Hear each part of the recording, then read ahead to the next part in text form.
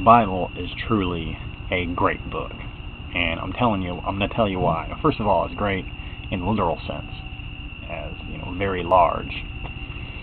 Like, they used to call World War One before they called it World War One. Because before World War Two, they didn't call it World War One. They didn't know there was going to be a sequel. They called it the Great War. If you know anything about that war, you know they didn't call it the Great War because it was very good. In fact, it was quite horrid. They called it the Great War because it was very big. And the great thing about the Bible is it's not just one collection of books. It's like several collections of books. You got the Torah, the Nevi'im, and the Ketuvim, which are three different collections of books, right, that make up the Old Testament. And then you got this totally unrelated, loosely related material that made up the Christian canon with the New Testament, the Gospels, and all the Pauline books that got bound together, right? It's like, fuck, man. And from a literary standpoint, it's really interesting because you have this God character who, in the one set of books, is all, jealousy and smiting and being very self-important, like we all do when we're younger. And but then he's a completely different character by the time you get to the New Testament. It's like all forgiving and loving and letting people slide and shit. So just from a literary standpoint, it's bizarre because you have this supposedly this one character who seemingly unrelated to each other, and as far as their behavior, very strange. The thing that's really fun about it is you can use it to argue almost any point that you want to argue. I mean, pretty much pick a point. I can find some place in the Bible that you could use to argue it. Not only that, I can find some place else you could use to argue the counter. In fact, this is the thing that's really fucked up, really cool about the Bible is you can use the Bible to argue against the Bible. Like, what other book can you do that with? That's great.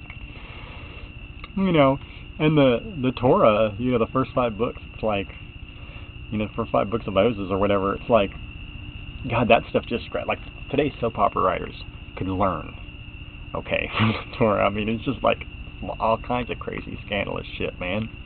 Where do you think Shakespeare got his ideas? I mean, shit, man.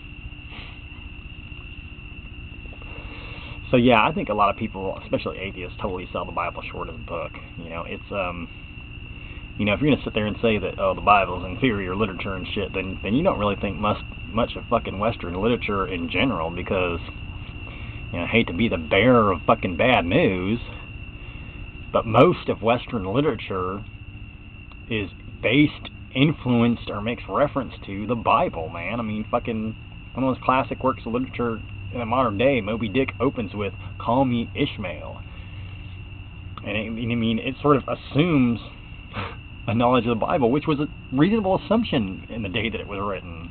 That's how most people learn to read. So, the book is just a book, and I think it behooves us not to go on any book burning campaigns. Appreciate a book for what it is. I have a friend who's Jewish that won't even read the New Testament, and I don't understand it. It's like, dude, I'm not trying to convert you to Christianity or saying you got to believe that fucking Christ is your Messiah, but it's like some interesting books, and as a character, Yahshua ben Yosef is fascinating because, like, even by today's standards, he'd be considered a fucking radical rabbi, man. He's like, this dude's like out there. Like, he's trippy, man. And I mean, they have him saying some crazy shit too, man. Like, one of my favorite bits is this bit where him and his apostles, they're doing something, gathering shit on the Sabbath, and people saying, "Oh, why are you working on the Sabbath?" And he turns around and says, "The Sabbath was made for man, not man for the Sabbath." That's a very egalitarian, almost socialist sentiment when you think about it. I mean, what is he saying? The rules are supposed to be for the benefit of the people. The people aren't supposed to exist to uphold the rules. Or to put it another way, government should benefit the governed. The governed shouldn't be there to, like, benefit the government. So I mean, there's just all kinds of great shit. And I cannot stress this enough.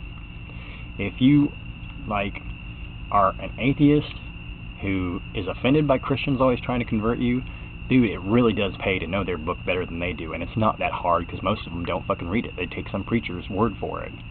You know, you read their book, dude, you can fuck them up completely. Like, it throws their whole game off when you know their book better than they do, man. They're like, because they can put, well, you know, remember John 3:16, God sent His only begotten Son so that you may have everlasting life. And you can, like, reach into your bag and go, yeah? Well, you remember Luke 9:50. Those who are not against us are for us. Have them going,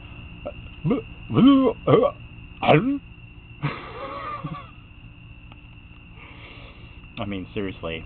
And you're like, yeah, you know, I don't know, I've read those books, and I don't know, harassing people and pissing them off doesn't seem very Christian to me. How will you know a tree? By its fruit.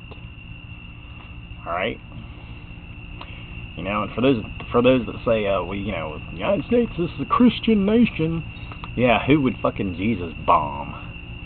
You gotta be kidding me. I see these people up there preaching this, like, totally materialistic, and basically, I mean, I would even dignify it by calling it pagan doctrine, because even in a pagan's house, I've seen more sophisticated spirituality.